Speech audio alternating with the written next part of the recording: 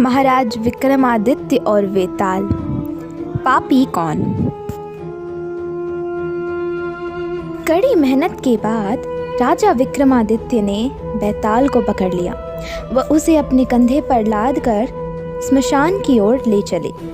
रास्ते में बेताल ने राजा को एक कहानी सुनानी शुरू की और बेताल बोला, एक बार की बात है, काशी में एक राजा था जिसका नाम प्रताप मुकुट था।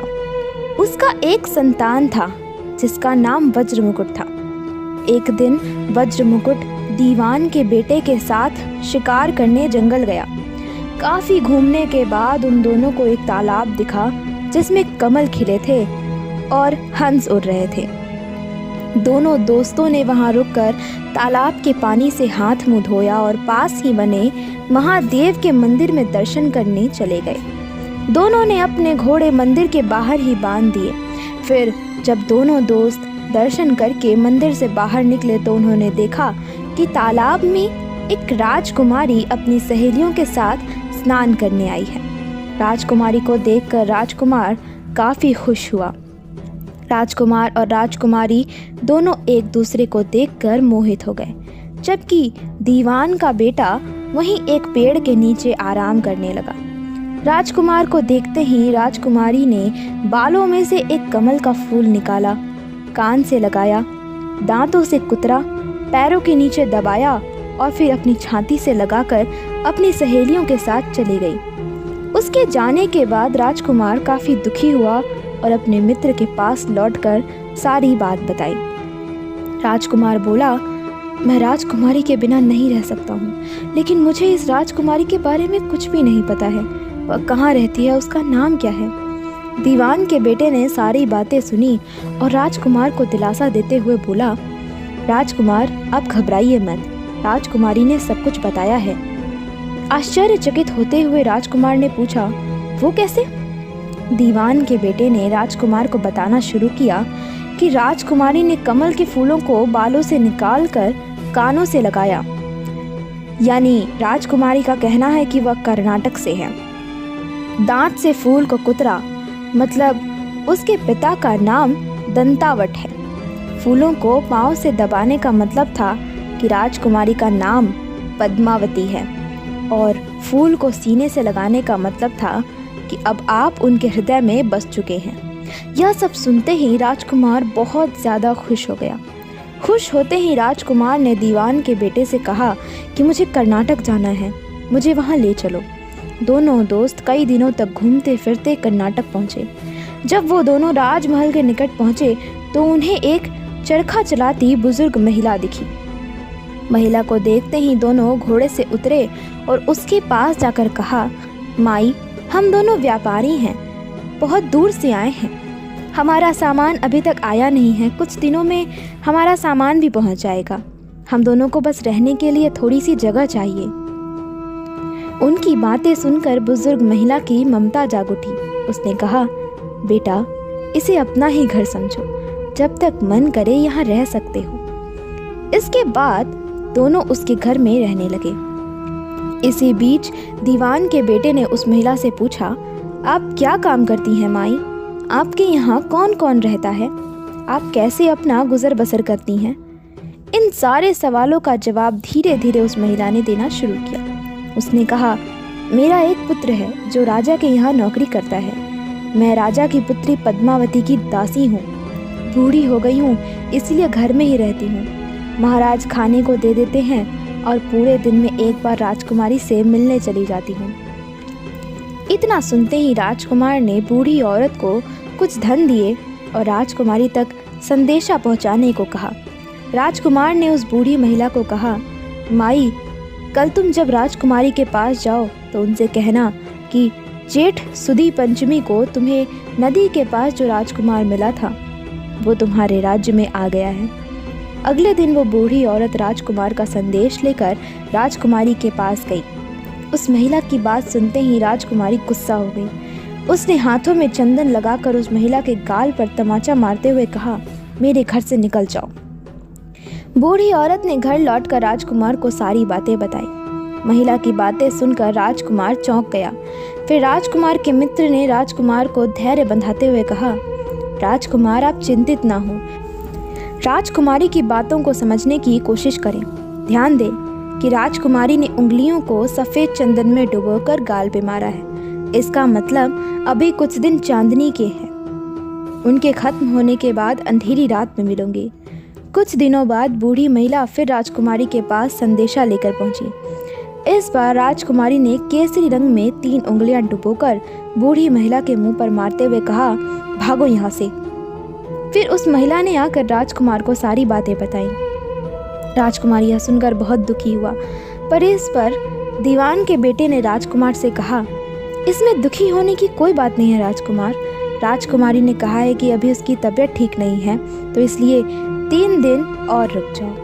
3 दिन बाद वो बूढ़ी महिला फिर राजकुमारी के पास जा पहुंची। इस बार फिर से राजकुमारी ने उस महिला को फटकारा और पश्चिम की खिड़की से बाहर जाने के लिए कहा। वो महिला फिर से राजकुमार के पास गई और सारी कहानी सुनाई। तब दीवान के बेटे ने राजकुमार को समझाते हुए कहा कि मित्र, राजकुमारी ने आपको उस खिड़की की तरफ बुलाया है। राजकुमार ये सुनते ही खुशी से उछल पड़ा। उसने बूढ़ी महिला के कपड़े पहनकर नारी का भेष बनाकर इत्र लगाया और हथियार बांधकर राजकुमारी से मिलने चला गया। राजकुमार महल पहुंचा और खिड़की के रास्ते राजकुमारी के कमरे में पहुंच गया। राजकुमारी वहां पर तैयार थी और राजकुमार का इंतजार कर रही थी। राजकुमार जैसे ही कमरे में गया, उसकी आंखें खुली की खुली रह गईं। राजकुमारी के कमरे में कई महंगी चीज़ें रखी थीं। रात भर राजकुमार और राजकुमारी साथ ही रहे। फिर जैसे ही दिन निकलने को आया, राजकुमारी ने उस राजकुमार को सबसे छिपा दिया। जब रात होने लगती तो राजकुमार बाहर आ जाता। इस तरह करते करते अनेक दिन बीत गए। फिर अचानक राजकुमार को अपने दोस्त की याद आई। राजकुमार को अपने दोस्त की चिंता हुई कि पता नहीं उसका दोस्त कहाँ होगा, कैसा होगा और उसकी क्या हाल हुआ। राजकुमार को दुखी देखकर राजकुमारी ने राजकुमार के दुख का कारण पूछा। उसके बाद राजकुमार ने राजकुमारी को अपने मित्र के बारे में बताया। राजकुमार ने कहा, वह मेरा बहुत अच्छा और चतुर दोस्त है, उसी के वजह से मैं तुमसे मिल पाया हूँ। यह सुनने के बाद राजकुमारी ने राजकुमार को कहा, मैं तुम्हारी दोस्त के लिए स्वादिष्ट भोजन बनवाती हूँ, तुम उसे भोजन कराकर और उसे समझाकर वापस आ जाना। फिर राजकुमार खाना लेकर अपने दोस्त के पास पहुंचा। दोनों मित्र बहुत दिनों से नहीं मिले थे। मिलने के बाद राजकुमार ने अपने मित्र को सारी बातें बताई। राजकुमार ने कहा, मैंने राजकुमारी को तुम्हारी चतुराई के बारे में बताया। राजकुमारी ने तुम्हारे लिए भोजन भिजवाया है। यह सब सुनकर दीवान का बेटा सोच में पड़ गया। उसने राजकुमार से कहा कि यह तुमने ठीक नहीं किया। राजकुमारी समझ गई है कि जब तक मैं तुम्हारे साथ हूँ तब तक वह आपको अपने वश में नहीं रख सकती, इसलिए उसने इस खाने में जहर डालकर भेजा है। यह कहते ही दीवान के बेटे ने उस खाने से एक लड्डू लेकर सामने बैठे कुत्ते को दिया। लड्डू खाते ही कुत्ते की मृत्यु हो गई। यह देखते ही राजकुमार को बहुत बुरा लगा। उसने कहा कि ऐसी औरत से भगवान रक्षा करें, अब मैं उस राजकुमारी के पास नहीं जाऊंगा। दीवान के बेटे ने राजकुमार से कहा, नहीं, अब कुछ ऐसी तरकीब निकालनी चाहिए जिससे कि हम उसे साथ में अपने घर ले जा सकें। आज रात तुम वहाँ जाओ और जब राजकुमारी सो रही हो तब उसकी बाईं जांघ पर त्रिशूल का निशान बना देना, फिर उसके गहने लेकर आ जाना। राजकुमार ने अपने मित्र की बात सुनी और उसके कहे अनुसार ही किया। फिर दीवान के बेटे ने योगी का भेष धारण कर लिया। उसने राजकुमार से कहा कि तुम इन गहनों को बाजार में बेच दो, अगर कोई पकड़े तो कहना मेरे गुरु के पास चलो और उसे मेरे पास ले आना।